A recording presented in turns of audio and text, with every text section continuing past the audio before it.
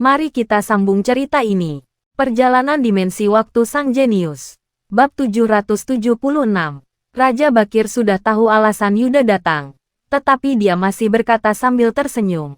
Ternyata demi masalah ini. Kalau begitu, katakan saja. Aku akan mendengarkanmu. Yuda mendongak dan melihat ekspresi Raja Bakir yang terlihat cukup kesal. Akan tetapi, dia tetap memaksakan dirinya untuk berkata, Yang Mulia, hamba tidak akan membahas apapun yang telah Wira lakukan ataupun kontribusinya terhadap negara ini. Apa yang ingin hamba bahas saat ini adalah dia yang bersedia pergi ke kerajaan Agrel sebagai duta. Setelah Yuda selesai berbicara, Raja Bakir hanya mengangguk dan tetap diam. Yuda pun melanjutkan, pergi ke kerajaan Agrel adalah tindakan yang sangat berisiko. Siapapun tahu bahwa kerajaan Agrel adalah tempat yang penuh dengan bahaya. Apalagi, Wira juga merupakan dalang di balik pembunuhan Raja Tanui.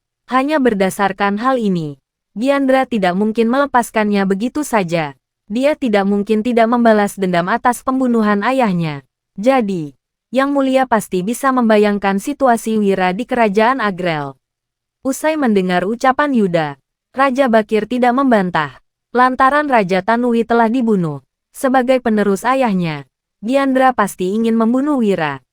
Hanya saja, Raja Bakir juga tidak memahami apa yang telah dilakukan Wira sehingga mampu membuat Diandra mengurungkan niat untuk membunuhnya.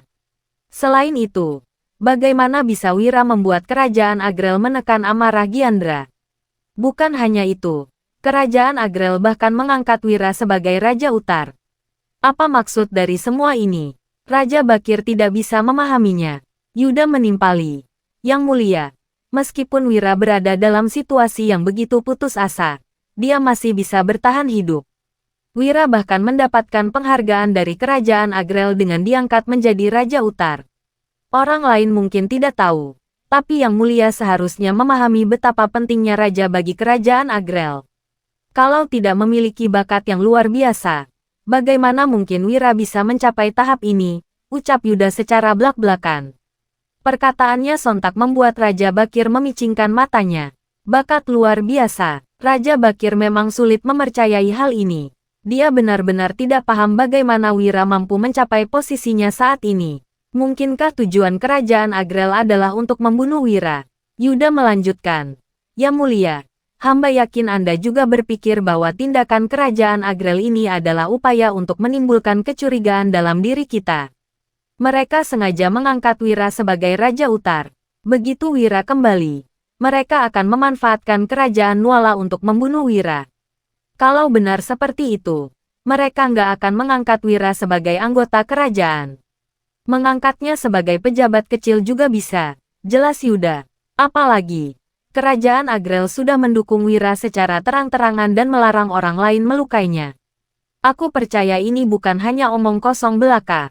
Mereka pasti memiliki hubungan yang sangat akrab sehingga kerajaan Agrel bisa melontarkan kata-kata seperti itu.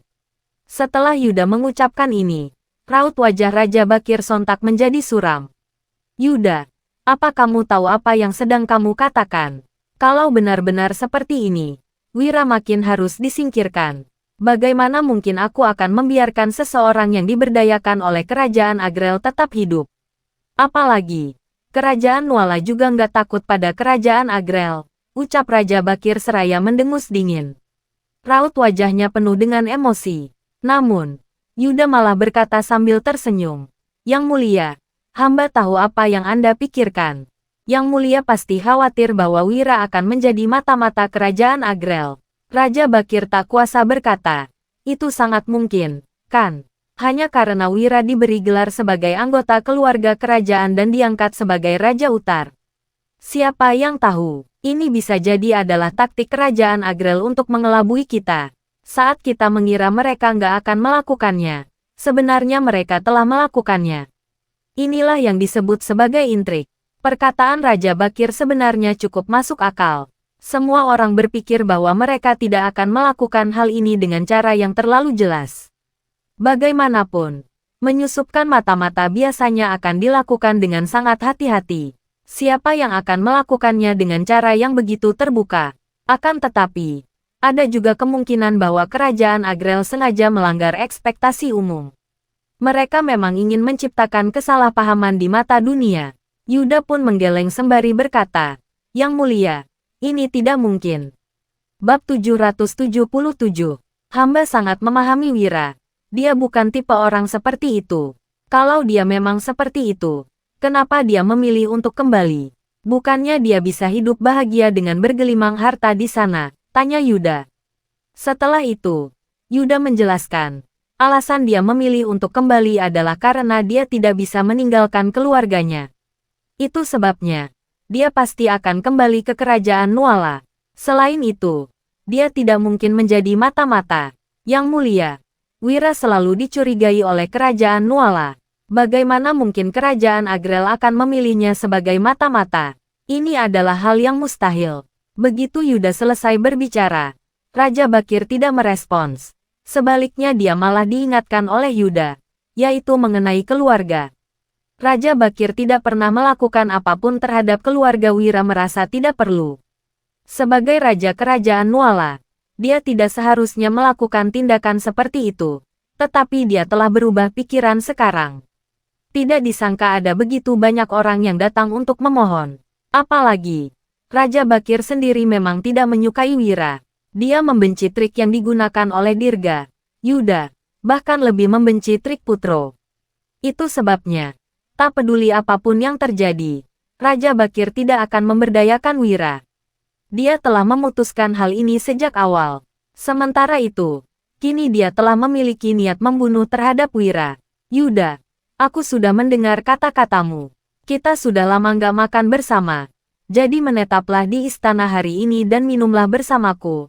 Ucap Raja Bakir seraya tiba-tiba tersenyum. Penampilannya ini membuat Yuda tertegun sejenak. Masih ada banyak hal yang ingin disampaikan olehnya. Apalagi, dari sikap Raja Bakir, sepertinya dia belum sepenuhnya percaya pada perkataannya. Yuda pun menghela napas. Tampaknya Raja Bakir tidak ingin mendengarnya lagi. Namun dia tetap harus mengatakannya. Yuda mengambil napas dalam-dalam, lalu berbicara dengan gugup. Yang Mulia, menurut hamba, Anda perlu mempertimbangkan kembali masalah Wira. Dia adalah sosok yang berbakat. Hamba tahu jelas kontribusinya terhadap istana. Yang Mulia, Anda seharusnya memberdayakannya. Akan tetapi, ketika Raja Bakir mendengar kata-kata ini, dia hanya tersenyum dan tidak banyak berkomentar. Baiklah, saat kita makan bersama, kamu bisa membahas lebih banyak tentang Wira. Aku ingin mengenalnya lebih baik, ucap Raja Bakir. Kata-kata ini membuat Yuda amat terkejut. Apakah Raja Bakir benar-benar mempertimbangkan pendapatnya? Terlepas dari apakah Raja Bakir menerima sarannya atau tidak, tindakan ini membuat Yuda bersemangat. Raja Bakir memerintahkan persiapan jamuan, tetapi diam-diam berbisik sesuatu kepada pelayan di dekatnya. Pelayan itu segera memberi hormat dan bergegas pergi. Jamuannya sangat mewah. Raja Bakir tampak tersenyum ketika mengangkat gelas untuk minum dengan Yuda. Akan tetapi, Yuda sepertinya tidak menikmati makanan dan terus memuji Wira. Raja Bakir merespons dengan acuh tak acuh dan terus mengisi gelas Yuda. Tidak lama kemudian, Yuda mulai merasa mabuk karena alkohol. Melihat situasi ini, Raja Bakir melambaikan tangannya dengan tatapan yang dingin. Antarkan Yuda kembali, pinta Raja Bakir.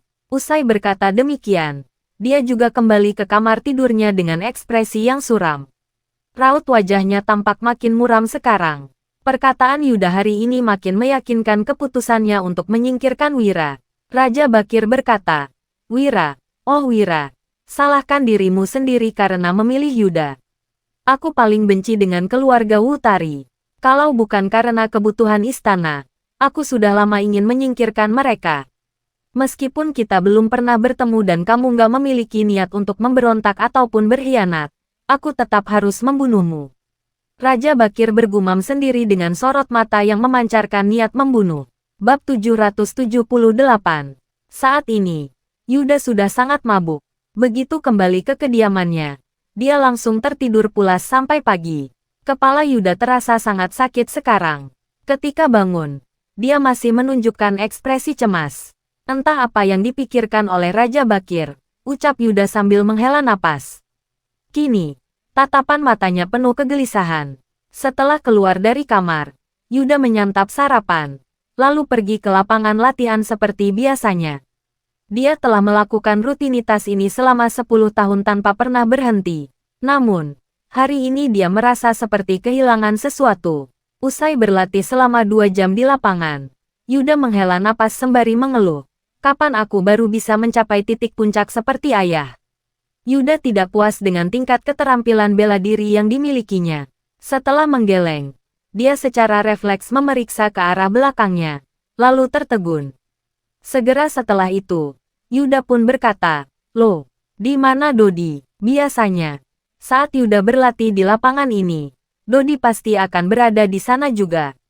Mereka selalu berlatih bersama setiap harinya tanpa henti. Akan tetapi, hari ini dia tidak melihat sosok Dodi. Apakah dia ingin bermalas-malasan? Yuda bertanya-tanya, lalu segera memerintahkan seseorang untuk mencarinya.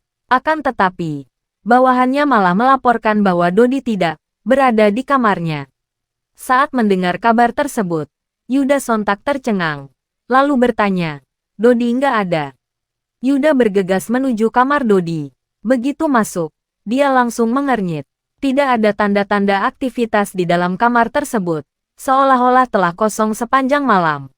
Yuda segera memanggil pengawal kediaman dan bertanya, "Apakah kalian melihat Dodi?" Mendengar pertanyaan Yuda, mereka semua terdiam. Kemudian, salah satu dari mereka bertanya, "Panglima Yuda, apakah Dodi tidak pergi menemui Anda?" Mereka semua tampak kebingungan. Begitu mendengar ini, Yuda lagi-lagi tercengang, lalu bertanya, "Menemuiku? Apa maksudnya?" Pengawal kediaman akhirnya menjelaskan, "Kemarin, tidak lama setelah Anda pergi, Dodi mengatakan bahwa dia akan mencari Anda, jadi kami tidak terlalu memikirkannya." "Panglima Yuda, apakah Anda tidak bertemu dengan Dodi?" Wajah Yuda sontak memucat. Dodi mencoba mencarinya, namun, dia tidak pernah meminta Dodi untuk pergi mencarinya. Gawat, Yuda tiba-tiba mendongak dengan ekspresi ketakutan. Dia sepertinya tahu apa yang telah terjadi. Yuda mendongak dan melihat ke arah istana. Raut wajahnya penuh dengan emosi. Kemarin, ketika dia minum bersama Raja Bakir, dia sudah merasa ada yang aneh. Saat ini, Dodi malah menghilang. Masalah ini membuat raut wajahnya menjadi makin suram. "Itu pasti ulah raja," ucap Yuda seraya menggertakkan giginya. Tatapannya tampak sangat dingin sekarang. Hanya Raja Bakir yang memiliki kekuatan untuk membuat seseorang menghilang secara misterius. Dodi tidak akan meninggalkan kediamannya begitu saja. Tanpa perintah Yuda, dia tidak akan pergi. Hanya Dodi yang tahu bahwa dia akan pergi ke istana kemarin. Yuda bahkan menyuruhnya untuk tidak perlu khawatir dan menunggunya di kediaman. Di momen ini, Yuda mulai merasa panik. Raut wajahnya benar-benar terlihat sangat cemas. Dodi sangat penting baginya. Dia adalah saudara Yuda, juga saudara dari Wira. Saat Wira menyerahkan Dodi kepadanya, dia pernah meminta Yuda untuk menjaga Dodi baik-baik. Akan tetapi, dia malah. Yuda pun berkata, kalau raja yang melakukan ini, dia pasti nggak akan mengakuinya. Kalaupun bertanya padanya, aku nggak akan mendapatkan jawaban apapun. Saat ini, satu-satunya yang bisa kulakukan adalah mencari cara untuk menyelamatkan Dodi. Ketika Yuda sedang panik, dekret kerajaan tiba-tiba diantarkan. Ini adalah pemberitahuan resmi yang dikirimkan kepada semua kediaman atas perintah Raja Bakir. Dekret kerajaan, Jenderal Dodi Darmadi telah menyusup ke istana dan melakukan kejahatan keji. Dia akan dipenjara dan diadili pada waktu yang ditentukan. Ketika membaca dekret tersebut, raut wajah Yuda tiba-tiba berubah drastis. Saat ini, dia telah memahami apa yang akan dilakukan oleh Raja Bakir. Bab 779. Raja Bakir hendak menggunakan Dodi sebagai umpan untuk membunuh Wira. Bagaimana dia bisa melakukan ini? Ekspresi Yuda saat ini sangat muram. Tanpa basa-basi, dia segera menulis sepucuk surat dan meminta seseorang segera mengirimkannya pada Wira. Dia akan mencari solusi untuk menyelamatkan Dodi.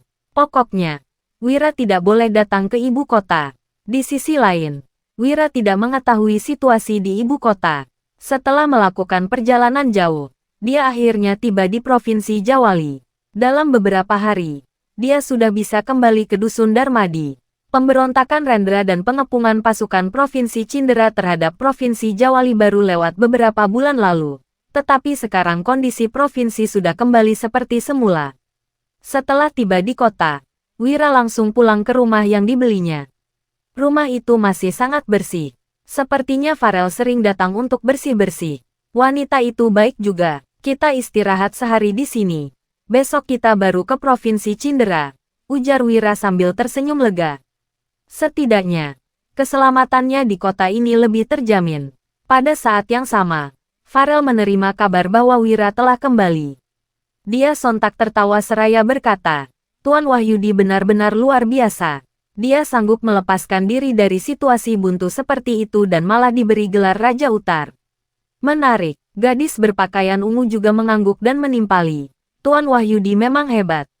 Aku beneran penasaran gimana dia bisa melakukannya. Kamu mau tahu? Tanya Farel sambil mengulum senyum. Tentu. Bukannya kamu juga penasaran? Balas gadis berpakaian ungu. Iya dong, karena kita sama-sama penasaran. Kita tanyakan saja langsung pada Wira. Biar dia menceritakannya pada kita, ujar Farel. Saat itu, seorang pelayan mendadak masuk dengan tergesa-gesa seraya berkata, Tuan, seseorang mengantarkan dekret kerajaan. Silakan baca dulu. Farel mengambil dekret itu dan membacanya sekilas. Namun, ekspresinya tiba-tiba berubah. Dodi dimasukkan ke penjara, seru Farel dengan raut masam. Maksudmu, pengawal Tuan Wahyudi yang sebelumnya. Si Dodi yang mengikuti Yuda ke perbatasan itu, tanya gadis berpakaian ungu dengan nada terkejut. Farel menyahut, ya, sebenarnya apa yang terjadi? Dodi dijebloskan ke penjara. Ini mungkinkah yang mulia mau? Farel sontak terkejut dan bergegas keluar seraya berseru. Ayo pergi ke tempat Wira. Ini jebakan. Raja berencana membunuh Wira. Farel dilanda kecemasan. Siapapun yang jeli dapat menganalisis bahwa Raja Bakir menggunakan cara ini untuk membunuh Wira. Jika Wira pergi ke ibu kota, dia pasti akan mati. Tak lama, Farel dan gadis berpakaian ungu tiba di rumah Wira. Ketika salah seorang veteran pasukan Zirah Hitam melihat yang datang adalah Farel, dia mempersilakan mereka masuk. Wira, Wira, panggil Farel dengan panik. Saat itu, Wira sedang berada di dalam rumah. Begitu mendengar suara Farel, dia langsung menyambutnya sambil tertawa. Aku baru sampai, tapi kamu sudah datang mengunjungiku. Sepertinya nggak ada satu hal pun di Provinsi Jawali yang bisa disembunyikan darimu. Wira tersenyum melihat Farel melangkah masuk.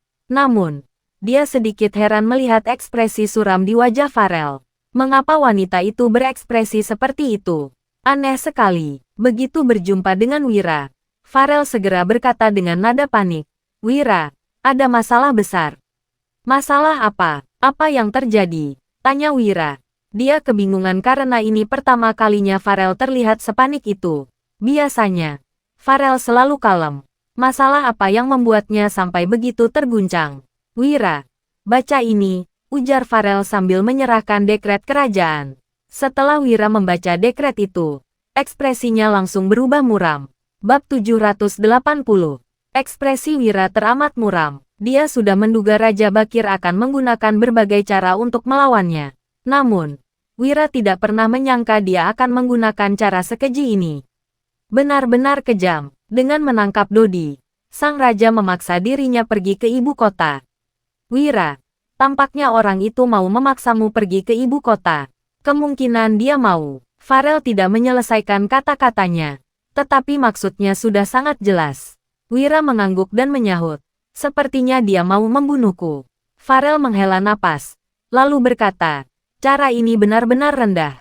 Apa dia nggak bisa menggunakan cara yang lebih terhormat? Kalau dia ingin membunuhmu, memangnya dia nggak bisa memanggilmu ke istana? Kalau dia memanggilku ke istana, kemungkinan besar aku akan menolak. Apalagi, aku cuma pejabat kecil yang nggak punya urusan di istana. Selain itu, ini juga menjadi peringatan bagiku. Jelas Wira sambil menggeleng. Wira menarik napas dalam-dalam dan memasang ekspresi yang sangat muram. Dia tidak menyangka Raja Bakir akan menggunakan trik seperti ini.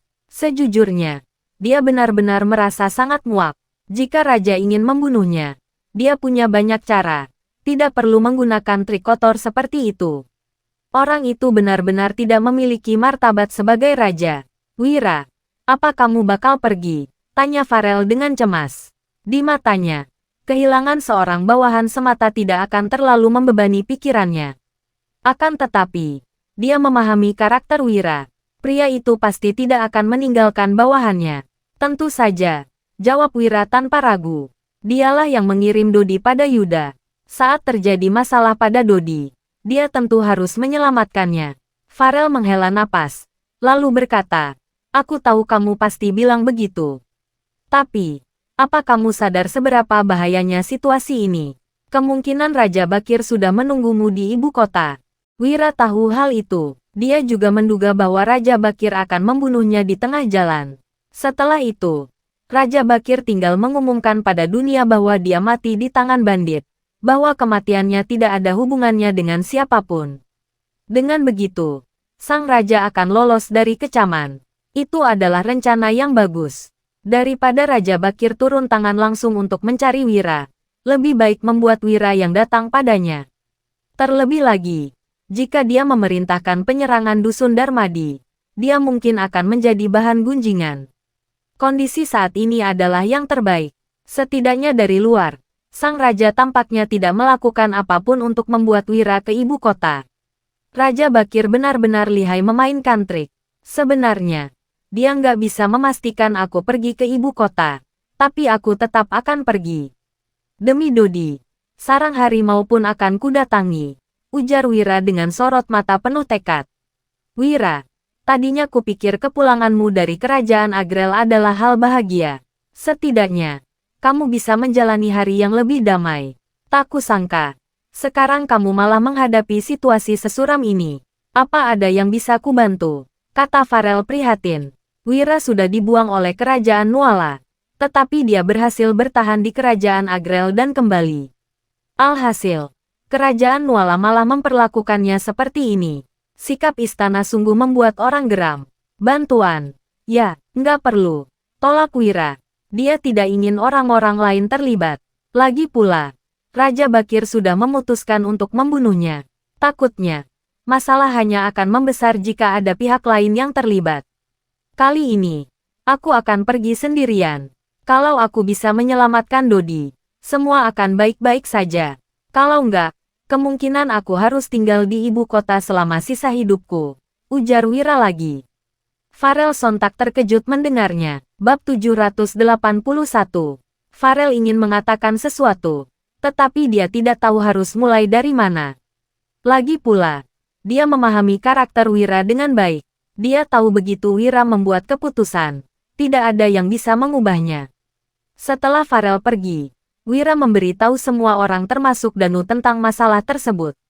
Mendengar ini, Danu sontak memaki, Raja Bangsat. Beraninya dia memenjarakan Dodi. Saat Danu berteriak tadi, niat membunuh memancar kuat dari matanya. Danu, aku akan membawa Dodi kembali. Tenanglah, orang yang ingin dibunuh raja itu aku. Dodi cuma kena getahnya, hibur Wira. Mendengar ini, Danu langsung berujar dengan nada garang. Kak Wira, aku akan menemanimu. Kalau Raja Bangsat itu ingin mencelakaimu, aku akan membunuhnya biarpun harus mempertaruhkan nyawa. Kak Wira, aku juga ikut. Kalau situasi memburuk, aku akan berjuang sekuat tenaga untuk membantumu kabur, timpal Mandra. Sementara itu, Biantara tidak mengatakan apa-apa. Hanya saja, dari sorot matanya, dia tampak sedang memikirkan sesuatu. Nggak perlu, aku nggak akan leluasa kalau kalian ikut. Lebih baik aku pergi sendiri. Kalian cukup gantikan aku untuk menjaga Dusun Darmadi, ujar Wira sambil tersenyum. Memiliki beberapa orang yang rela mati demi dirinya adalah suatu anugerah besar. Jika dilihat dari sudut pandang ini, setidaknya perjalanannya ke dunia ini tidak sia-sia. Mendengar penolakan Wira, kedua orang itu langsung membantah. Dengarkan perintahku. Kembalilah ke Dusun Darmadi dan berjaga di sana. Aku akan kembali, kata Wira penuh percaya diri. Masalah ini tampaknya sangat berbahaya. Tetapi selama Wira memasuki ibu kota, dia akan aman. Jika Raja Bakir ingin membunuh Wira, dia harus memikirkan rencana matang-matang sebelum melakukannya. Mendengar ucapan penuh tekad itu, Danu dan Mandra tahu mereka tidak bisa menggoyahkan Wira. Mendadak, keduanya berlutut dan berseru, "Kak Wira, kami bersumpah, kalau kamu nggak kembali, kami akan menguburkan Raja Bakir bersamamu." Mata kedua orang ini memerah, terutama Danu.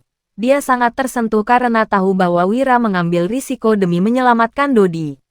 Wira tertawa, lalu bangkit dan berkata, "Baiklah, tapi jangan terlalu khawatir. Aku akan baik-baik saja. Masalah ini nggak bisa ditunda-tunda. Aku akan pergi sekarang. Kalian juga harus kembali ke Dusun Darmadi secepatnya." "Mengerti." Kemudian, Wira langsung pergi ke ibu kota dengan menunggangi kuda. Saat Wira meninggalkan Provinsi Jawali, orang di ibu kota itu juga mengetahuinya. Melihat kepergian Wira, bahkan pria tangguh seperti Danu dan Mandra pun tak bisa menahan diri untuk menitikkan air mata. Mereka tahu, nyawa Wira tidak pasti bisa aman dalam perjalanan kali ini. Biantara mendadak berkata, "Hei, kalian berdua jangan menangis dulu. Masih ada sesuatu yang harus kita lakukan. Biarpun kita nggak bisa menemani Wira ke ibu kota, kita masih bisa membantunya melakukan beberapa hal dari sini." Mendengar itu, Danu dan Mandra sontak tertegun. "Cepat katakan, selama bisa menyelamatkan Kak Wira, kami nggak akan sayang nyawa," ujar Danu. Biantara tertawa dan berkata, "Oke, aku akan menulis beberapa surat. Kalian bantu aku mengirimnya." Biantara segera menulis, lalu menyerahkan beberapa pucuk surat itu kepada Danu dan Mandra. Surat-surat ini dikirimkan kepada semua pihak berpengaruh yang berhubungan baik dengan Wira di Kerajaan Nuala. Misalnya Asosiasi Perdamaian, Yuda, Aliansi Rute Dagang Asri, dan berbagai kelompok bandit, bahkan juga Kerajaan Agrel. Terima kasih atas kesudian terus mendengar di channel ini. Dengar pantun ini, masa lalu penuh kenangan, kini tinggal bersama kerabat. Esok harap ada sambungan, hidup pasti lebih hebat. Bersambung, bertemu di bab seterusnya.